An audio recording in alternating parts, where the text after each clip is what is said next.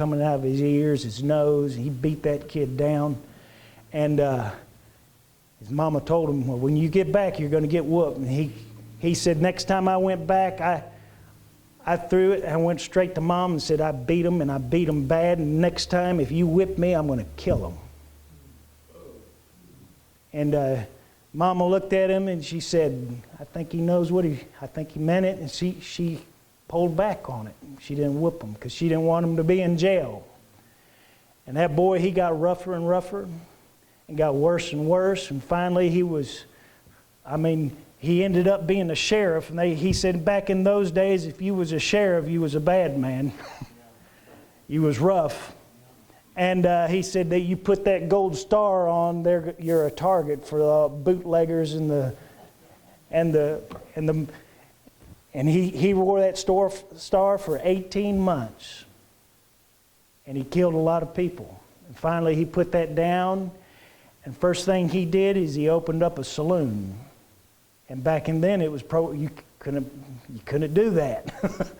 He opened up a saloon.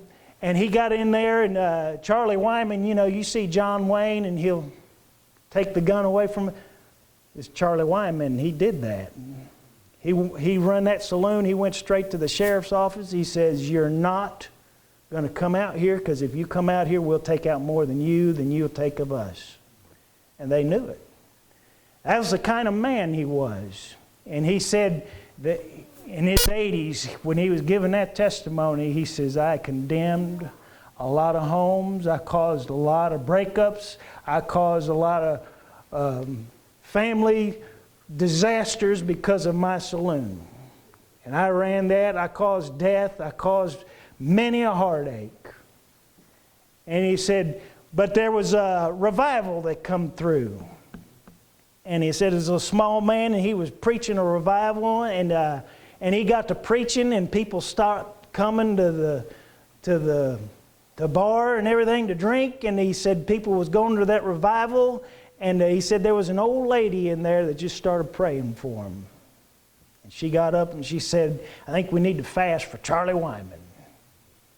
And that preacher, he went around, they called him Nighthawk Tom. And he said, Charlie Wyman's a problem. And they started praying for him. And that lady was fasting, and they started fasting for him and praying for him. And Charlie Wyman was over in his saloon looking out the window, and he said, we had our spots. And he says, I saw that preacher going by. I thought about dropping him. And he says, I don't know. If he keeps on causing problems, we're gonna face off. And his buddies heard it. And then they'd go in that church and sneak, and they said, they're praying for you, Charlie. And one day he saw that preacher again, and he was out in the street, and that preacher come by that was having that revival. And in them days, it was 2 or 3, 4 week revival. And that preacher comes straight up to Charlie Wyman and put his hand out. He said, just want to say howdy to you. Ain't seen you in the meeting. Just want to introduce myself. Why don't you come down and hear some preaching? And he said, well, I might do that. He said he didn't know if that preacher knew who he was or what. And he said he went back and he says, I couldn't believe that guy would cross the street to shake my hand. And he said, Charlie Wyman said, I finally went over there, and he says, I wouldn't have gone if I didn't think that preacher meant business. He said, that guy really meant what he was talking about. So he went to the meeting. And he said, when he got in the meeting, everybody looked back and just started slumping in their... That's the type of guy he was. And Charlie Wyman, when he got over there, he sat down and that preacher started preaching. He said, he just kept on and on and on and on. And I wanted to get things right. And he said, when the invitation come, he hit that altar. He says, I want to get right with God. And he started praying and got saved. And he said the first thing the Holy Spirit told him, he said, turn around and tell that banker that you shot under his feet about 10 times. You tell him you're sorry for what you've done. He turned around and told that banker that. And you know what? Charlie Wyman got saved.